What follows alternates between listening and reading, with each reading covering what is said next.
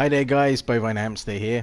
We're going to take a look back at one of my favourite heroes for Monolith, Sevarog. We are revisiting him.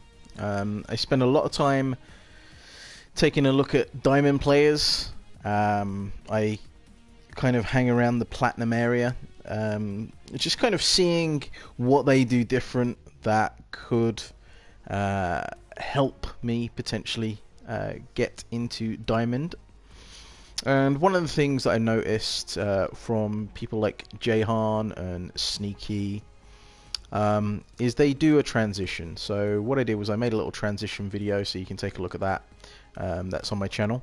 And I went back and I remastered the Sevarog build here. Okay guys, so what's transitioning? Well, transitioning basically is where you take a look at when you make a card, you get power spikes. Okay, so an early game card is usually a 6 or 5 point card where once you've put it together you get a power spike, and the power spike here is an extra 12 power. So you would build up this adamant edge, put in the lesser health, the minor cast and the minor strike, and it would instantly get you that 12 power. That is a power spike, okay, rather than just having a 9 cost card which you don't get the power spike until 3 points later. So we're going to take a look at this deck. This is my offlane stroke jungle deck. It's more for offlane than it is for jungle, but you can use it in the jungle if you so wish.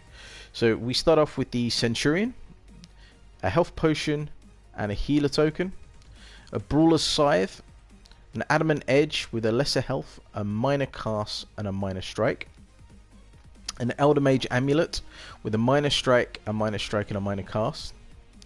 We've got a sage ward here with a greater health, a cast and a minor strike.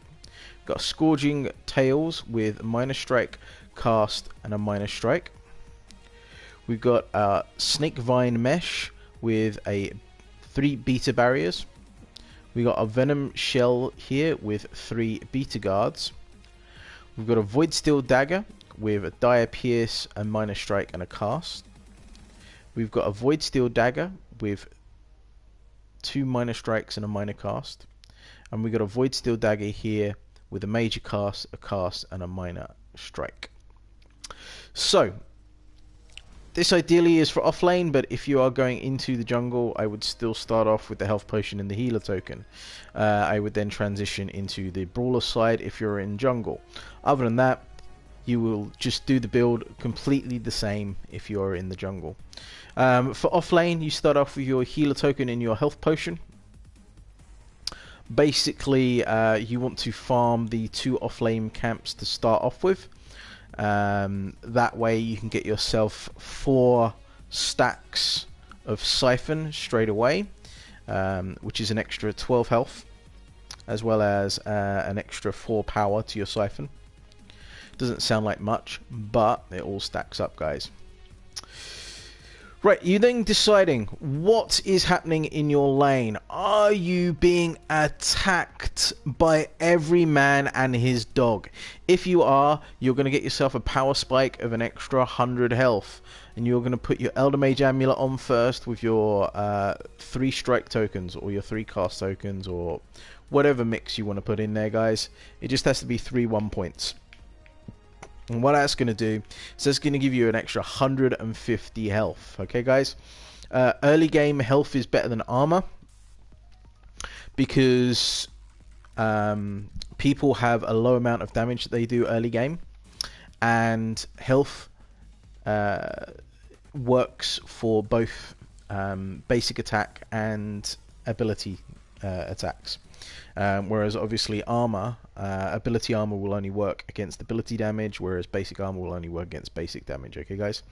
Now, are you getting a little bit harassed, but you're not too worried about it, and you just kind of fancy a little bit of damage, but a little bit of health as well? Then we got adamant edge here. Okay, this is going to give you a power spike of 12 power. It's going to give you 100 health.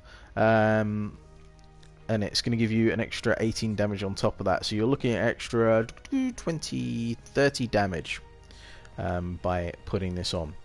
Or Are you completely dominating your lane, smashing the living daylights out of the ADC and the support? In which case you're going to go for your Void Steel Dagger. This gives you so much damage, guys, okay? Not only do you get your 30 damage, but you also get a 4% damage boost, because you are going to be penetrating 4% of people's basic armor, guys. So if you want to go full ham and just start smashing ADCs in the face, then you will go for this. But you're going to have a combination of the Void Steel Dagger here, the Adamant Edge, and the Elder Mage Amulet. These are going to be the first 3 things that you are going to get. You are then going to want to transition into your 9-point cards. Okay, now you can do this in one of 2 ways. You can replace your 6-point cards to get another power spike, or you can start building just 9-point cards straight away. We've got our Sage's Ward here. I would always get that first, just for the extra vision. We've got a Scourging Tails. This doesn't have a power spike on it, but it does do is it shreds. That means everyone will benefit from this. 20 basic armor for 6 seconds off of the other hero. Okay, so that's pretty good if you feel like you are wanting to snowball a little bit more, and take a look at kind of just dealing extra damage. And we've got our 2 Void Steel Daggers down here. Okay, one with a little bit of extra penetration. So if you feel that they're going a little bit tanky, you can put this one on first, or this one here with the damage. Now once you obviously stack these up to their 9 points, you get that 12-point power spike again. Okay, you're going to hear me say power spike quite a lot now. Okay, even the Sage's Ward here has a power spike of 6, half as much as a normal damage item, but it still gives you a bit of a power spike there, guys. Okay, so what you will end up with, okay, is your 6 slots filled with these items. Okay, so you will have 1, 2, 3, 4 9 costs and 2 6 costs. Then what you want to do is you want to transition out your 2 6 costs for your armor. Okay, these are absolute beastly things to have on a Sevarog, guys. Okay, as we worked out, 1 point of armor is a 1% damage reduction here. Okay, so each one of these beta barriers is a 12% damage reduction. Okay, on abilities, you get an additional power spike of 8% damage reduction once these are filled up. And same with the Venom Shell. You always get more basic defense than you do ability defense for some weird reason. Each one of these beta guards is 21% basic damage reduction. And once you've filled this up, you get a power spike of plus 12 power. Now, the reason I've gone for power on the Venom Shell, okay, because I could have gone for, if we go down here, you do have a spiked bone plate here, which gives you extra basic armor. Now, the reason I've gone for power on the Venom Shell as opposed to the extra basic armor is just generally because of the amount of basic armor you get off of this anyway. Just with these 3 here, that is 63% damage reduction, which is quite a lot, especially when you're rocking maybe 2,500 health. Okay, whereas if we take a look at the Snakevine Mesh, you're only getting 12% damage reduction per beta. So what's that? 12, 24, 36%. 36, 48%. You only get 48% with the Snakevine Mesh. So you really need that bonus 8% damage reduction, especially when people start going down the route of penetration, guys. So anyway, this is my Sevarog offlane stroke jungle build, guys. Just go over it one more time for you. So we've got a Centurion here as the prime card. We've got a health potion with a healer token. We've got a Brawler's Scythe just in case you have to go jungle. We've got an adamant edge with a lesser health, a minor cast, and a minor strike.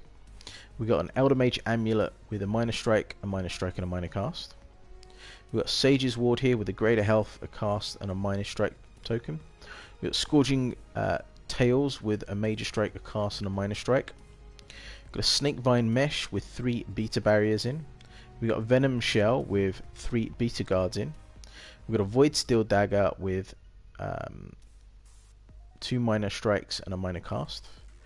We've got a Void Steel Dagger here with a major cast, a cast, and a minor strike. We've got a Void Steel Dagger with a Dire Pierce and a minor strike and a cast token in there, guys. Okay, so let me know how you get on with this, guys. This is my remastered version of my Sevarog build that I'm using right now to slowly get my way through Platinum. If it's helped you at all, like, favorite, and subscribe this video. And other than that, I'll see you soon, guys. Take care.